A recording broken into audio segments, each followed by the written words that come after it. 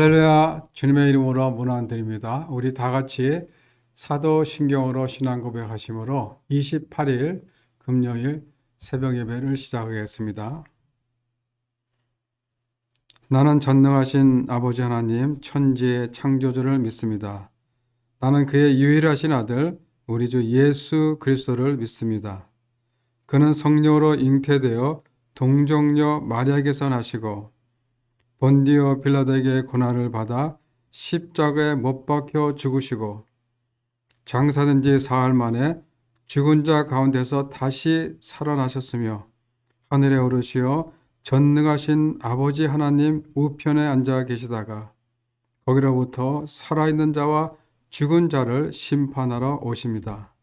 나는 성령을 믿으며 거룩한 공교회와 성도의 교제와 죄를 용서받는 것과 몸의 부활과 영생을 믿습니다. 아멘. 하나님 감사합니다. 오늘도 저희들에게 귀한 하루 주시고 이 시간 주님께 예배드리며 찬양케 하여 주심을 감사를 드립니다. 저희들 오늘 하루도 살아갈 때 정결한 마음 주시고 주님이 내 삶의 주인 되심을 고백하며 예수 그리스도의 사랑에 빚진 자들로서 부르심에 합당한 삶을 살게 하여 주시옵소서. 이 시간 하나님의 말씀을 받습니다. 우리가 함께 있고 묵상할 때 은혜가 넘치게 하여 주시옵소서. 감사드리며 예수님 이름으로 기도드리옵나이다. 아멘. 네, 오늘 우리에게 주신 하나님의 말씀은 이사야 53장 1절부터 6절의 말씀입니다. 이사야 53장 1절부터 6절 찾으셨으면 제가 봉독해 드리겠습니다.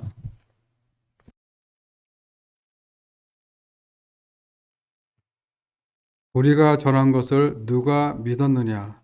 여호와의 팔이 누구에게 나타났느냐? 그는 주 앞에서 자라기를 연한 순 같고 마른 땅에서 나온 뿌리 같아서 고운 모양도 없고 풍채도 없은즉 우리가 보기에 흠모할 만한 아름다운 것이 없도다. 그는 멸시를 받아 사람들에게 버림받았으며 간고를 많이 겪었으며 질고를 아는 자라. 마치 사람들이 그에게서 얼굴을 가리는 것 같이 멸시를 당하였고 우리도 그를 귀히 여기지 아니하였도다. 그는 실로 우리의 질고를 지고 우리의 슬픔을 당하였거늘 우리는 생각하기를 그는 징벌을 받아 하나님께 맞으며 고난을 당한다 하였노라. 그가 찔림은 우리의 허물 때문이요 그가 상함은 우리의 죄악 때문이라. 그가 징계를 받음으로 우리는 평화를 누리고 그가 채찍에 맞음으로 우리는 나음을 받았도다. 우리는 다 양 같아서 그릇 행하여 각기 제 길로 갔거늘 여호와께서는 우리 모두의 죄악을 그에게 담당시키셨도다. 아멘.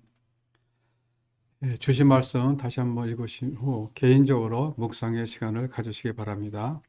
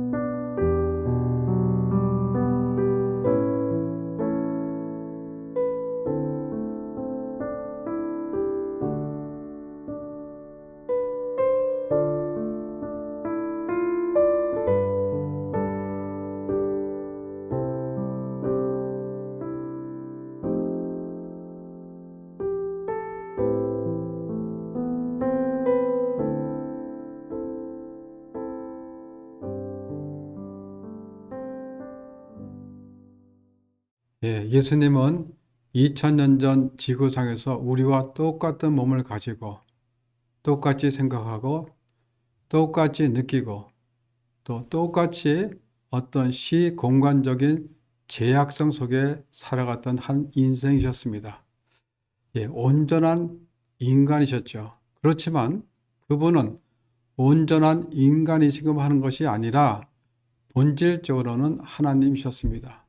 빌립보서 2장 6절에 보면 그는 근본 하나님의 본체이시나 하나님과 동등됨을 취할 것으로 여기지 아니하시고 오히려 자기를 비워 종의 형체를 가지사 사람들 같이 되셨고 그래서 역사 가운데 유일하게 한편으로는 온전한 사람이고 또 한편으로는 온전하신 하나님이셨다는 그런 사실입니다.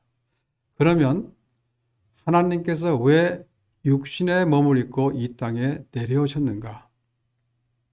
하나님이신데 왜 사람의 몸을 입고 이 땅에 오셨을까?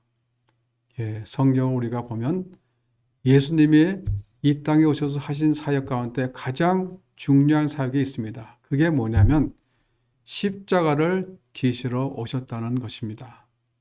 빌립보서 2장 8절에 보면 사람의 모양으로 나타나서 자기를 낮추시고 죽기까지 복종하셨으니 곧 십자가에 죽으심이라. 우리가 오늘 본문 이사야 말씀을 읽었는데 오늘 본문 말씀도 바로 그 말씀입니다.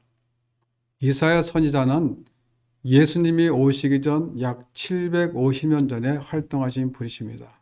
이사야는 장차 메시아가 오셔서 우리 모든 인간의 죄를 대신하여 장차 당하실 그 십자가에 대해서 성령의 인도하심에 따라 예언적으로 말씀하신 것이 오늘 말씀입니다.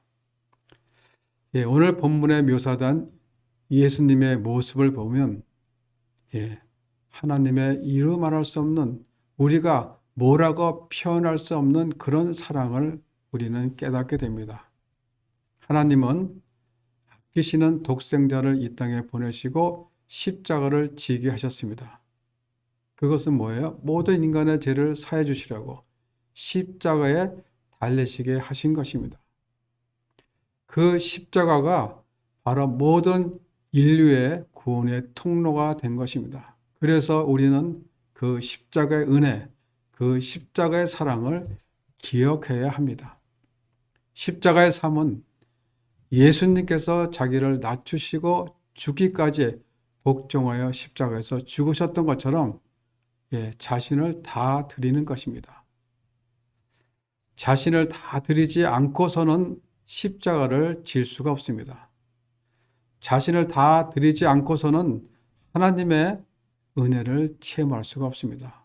그래서 그 십자가를 기쁘게 지면 인생의 짐이 가벼워지지만은 십자가를 지지 않으면 오히려 인생의 짐이 무거워집니다. 그리고 삶에 기쁨이 없고 평안함이 없다는 것입니다.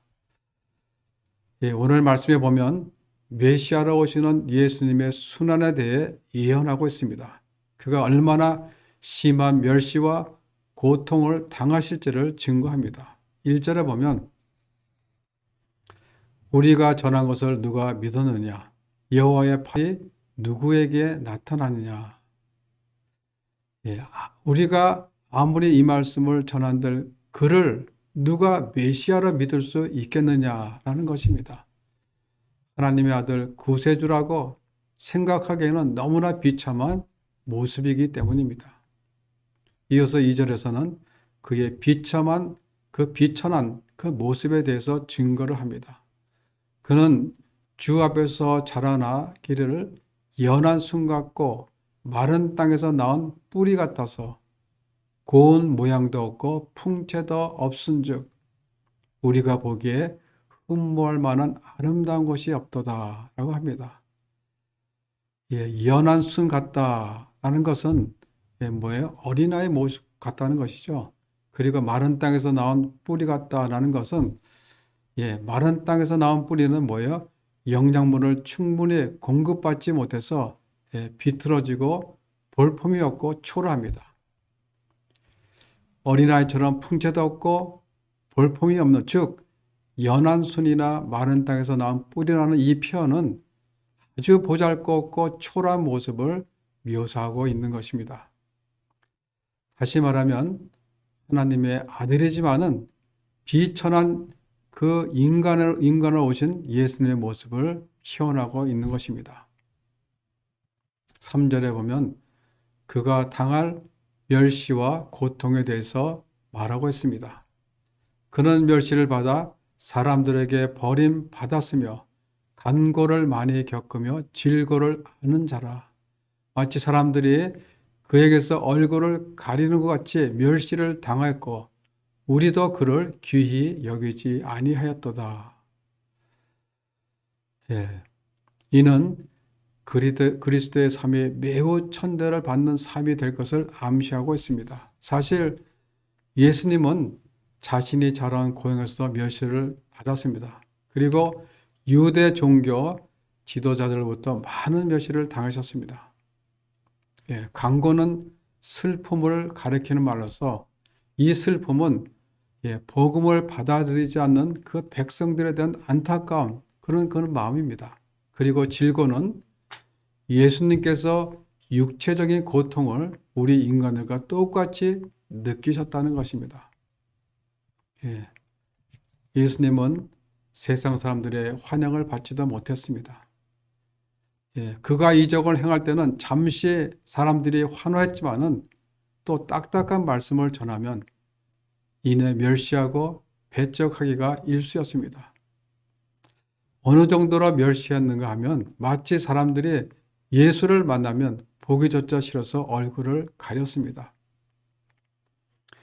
유대인들이 나병 환자를 대하는 것 같은 태도입니다. 우리가 레위기 13장에 보면 나병 환자에 관한 규정이 나옵니다.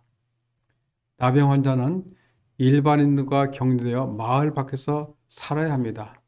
그러다 혹시 다른 곳으로 이동할 때면 머리를 산발하고 다닙니다.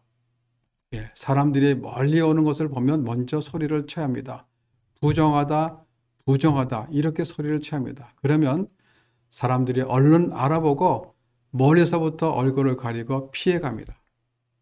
그때 나병 환자는 얼마나 모멸감을 느꼈습니까? 예수님이 바로 그런 취급을 당하신다고 이사야 선지자가 그렇게 예언했던 것입니다. 정말 그랬습니다. 특히 로마 군병들에게 체포되어 이리저리 끌려다니며 갖은 수모를 당하고 갖은 조롱을 받으셨습니다. 채찍질을 당하셨으며 그리고 끝내는 십자가에서 달려서 죽임을 당하셨던 것입니다. 여러분, 이 십자가형은 고대 페르시아 제국에서 만들어낸 가장 극악무도한 사람을 죽이기 위해서 고안한 사형 제도입니다. 그것을 로마 제국에 와서 더 발전시켜서 두 부분으로 나눠서 사용했는데 채찍질과 못박음입니다. 죄질이 나쁜 죄인을 어떻게 하면 고통을 많이 주면서 천천히 죽일까 해서 만들어낸 사형제도가 바로 이 십자가형입니다. 채찍질부터 고통을 주는데 제수를 등짝이 보이도록 나무에 묶어 놓은 다음에 또 양쪽에서 병사가 채찍질을 합니다. 그런데 그 채찍은 가죽으로 만든 것인데 4개의 가죽들로 되어 있습니다. 그리고 그 가죽줄에 쇠고리를 달아서 때릴 때 채찍이 온몸에 감기고 또 그 쇠고리가 몸에 파고 들어가 잡아당기면 살점이 뚝뚝 떨어져 나가고 몸이 찢겨집니다. 그래서 피투성이가 될 때까지 채찍질을 합니다.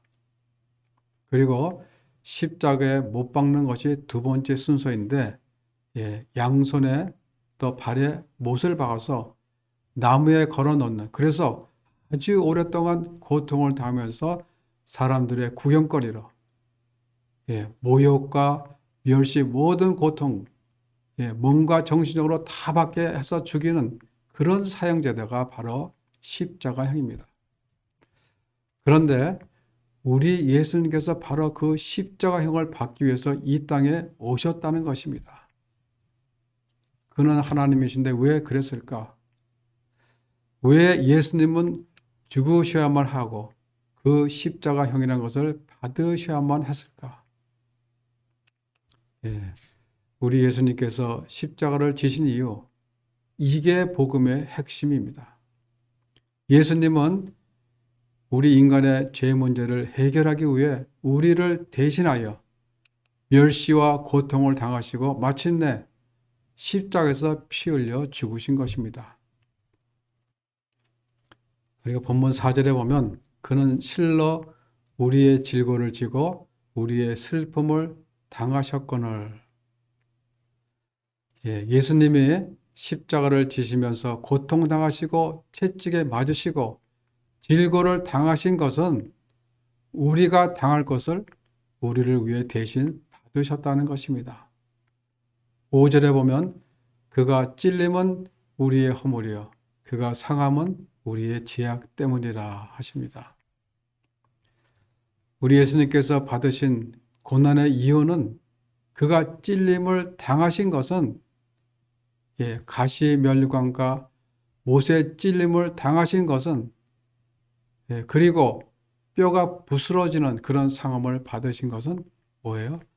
바로 우리의 죄 때문에 죽어야 할 우리의 죽음을 우리 예수님께서 대신 지고 십자가에서 못 박혀 죽으신 것입니다. 그리스도께서 받으신 고난은 한마디로 우리의 죄와 허물을 담당하시기 위함입니다. 그래서 이사야 선지자가 이렇게 표현합니다. 6절에 보면 여호와께서는 우리 모두의 죄악을 그에게 담당시키셨도다. 담당시키셨도다라고 하십니다. 아무런 공로가 없는 죄인인 우리들을 사랑하시는 하나님의 그 무조건적인 은총을 묘사한 것입니다. 즉 인간들은 하나님께 반역하여 자기 마음대로 살아가는 그런 범죄자임에도 불구하고 하나님께서는 우리들을 그 죄에 따라 그대로 보응하시는 것이 아니라 우리들의 모든 그 죄가를 그리스도에게 모두 넘기신 것입니다. 6절에 보면 우리는 다 양같아서 그릇 행하여 각기 제 길로 갔거늘. 우리 모두는 자기가 원하는 길로 갔다는 것입니다. 이 말은 우리 스스로가 하나님의 통치를 거부하고 자기 마음대로 살았다는 것입니다. 이것이 죄의 본능에 따라 행동하는 인간의 모습이라는 것입니다. 그래서 그 죄값을 우리가 치르고 있는 것입니다. 우리 삶 속에서. 그런데 주님께서는 그런 우리들을 회복시키시기를 원하시는 것입니다. 왜냐하면 그분이 살아 계시기 때문입니다. 그 회복의 마음, 화해의 마음, 이미 용서하시고 사랑으로 끌어안고 싶은 마음을 표현하시고자 하는 것입니다. 그 표현이 무엇입니까? 우리가 진 모든 죄를 짊어지시는 것입니다. 십자가의 죽음으로서. 너희들이 나를 죽이고 내 손에 못을 박았더라도 나는 너희를 사랑한다 라고 하면서 먼저 화해의 손을 그리고 용서와 사랑의 손을 내미시는 것입니다. 그것이 십자가의 죽음입니다. 그래서 십자가는 우리를 향하신 하나님 사랑의 극치의 표현입니다. 하나님은 사랑의 하나님이십니다. 하나님은 그 자체가 사랑이시기 때문에 우리를 사랑하십니다. 우리가 회개하기도 전에 그리고 우리가 무슨 원수 짓을 해도 하나님을 배반한다 할지라도 그럼에도 하나님은 우리 모두를 사랑하신다는 사실입니다. 참 신앙의 사람은 그 하나님의 사랑을 의심하지 않습니다. 바로 그 하나님의 사랑 때문에 우리의 마음에 평안이 오는 것입니다. 비록 나는 넘어지고 실패하고 주님을 실망시키더라도 그 순간에도 우리 하나님은 결코 우리를 버리지 않으신다는 것입니다. 그래서 구약의 선지자들은 하나님의 사랑을 헤세드라고 표현합니다. 헤세드라는 말의 원어를 표현하자면 unfailing love입니다. unfailing love. fail, 할 수 없는 사랑. 결코 실패할 수 없는 사랑이라는 거죠. 하나님께서 실패하실 수 없는 사랑으로 우리를 사랑하신다는 것입니다. 우리가 그 십자가의 죽음, 그 사랑 때문에 우리의 삶에 평안함이 있고 그 사랑 때문에 형통한 삶을 살게 되시는 줄 믿으시기 바랍니다. 5절에 보면 그가 징계를 받음으로 우리는 평안을 누리고 그가 채찍에 맞음으로 우리는 나음을 받았도다. 즉 죄로 인해 하나님과 원수되었던 우리들의 죄를 대신하여 그리스도께서 징계를 받으심으로 원수가 됐던 관계가 평화의 관계로, 그리고 그가 채찍에 맞음으로 우리가 나음을 받은 것입니다. 영적 강건함을 누리게 되었다는 것입니다. 우리는 바로 이것을 기억하셔야 됩니다. 하나님은 우리를 사랑하시며 우리가 어떤 경우 어떤 일을 벌일지라도 하나님은 결코 실패하지 아니하시는 그 십자가의 사랑으로 우리를 사랑하신다는 것입니다. 이 사랑을 기억하고 감사할 줄 아는 신앙이 그리스도인들의 참 신앙입니다. 여러분들은 그 신앙을 가지고 주님을 향한 더 멋진 그런 신앙의 삶을 펼치시는 우리 성도님들 모두가 되시기를 주님의 이름으로 축원합니다. 기도하겠습니다. 하나님, 오늘도 귀한 말씀을 주심을 감사합니다. 예수님은 우리의 질고와 슬픔을 위하여 고난을 받으시고 죽으셨습니다. 예수님은 우리의 허물과 죄악을 위하여 고난을 받으시고 죽으셨습니다. 이렇게 우리를 위하여 고난받으시고 죽으심은 우리를 사랑하시기 때문입니다. 이제 십자가에서 고난받으시고 죽으신 그 예수님을 믿음으로 질고와 슬픔을 이기고 허물과 죄악을 이기며 참 자유와 기쁨을 날마다 누리며 살아가게 하여 주시옵소서.